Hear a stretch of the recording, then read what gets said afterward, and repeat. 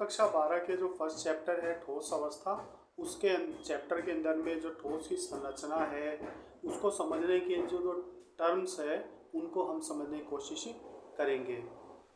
तो पहला जो आपका जो टर्म है वो है क्रिस्टल जालक या क्रिस्टल लैटिस। तो क्रिस्टल जालक क्या होता है ये हम पहले समझेंगे, फिर इसके बाद में एकक कोष्ठिका या मात्रक कोष्ठिका ये हम देखेंगे।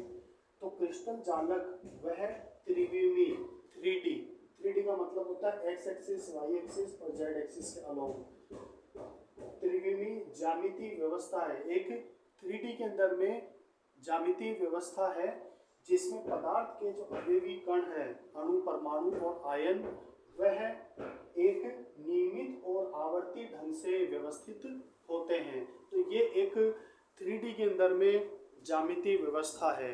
अणु, परमाणु, आयन कैसे व्यवस्थित होते हैं, उनका व्यवस्थित होने का जो तरीका है वो क्या कहलाता है 3D के अंदर अगर अपन उसको समझे तो वो क्रिस्टल जालक कहलाता है, क्रिस्टल लैटिस।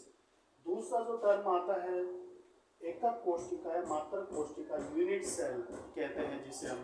तो मात्रक कोष्ठिका क्या होता है, किसी ठोस का वह सबसे छोटा भाग जिसकी त्रिविमी दिशा मतलब वही एक्स वाई जेड एक्सिस के अलोंग त्रिविमी दिशा में पुनरावृत्ति रिपीटेशन से बार बार उसके वही संरचना की बार बार पुनरावृत्ति से पूरे क्रिस्टल की संरचना का निर्माण होता है, फॉर्मेशन होता है।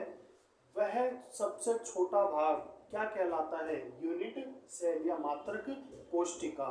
तो ये दोनों जो टर्म्स है इनको क्रिस्टल की संरचना को समझने के लिए और उसके भौतिक और रासायनिक गुणधर्मों को समझने के लिए इन टर्म्स की अच्छी समझ होना जरूरी है।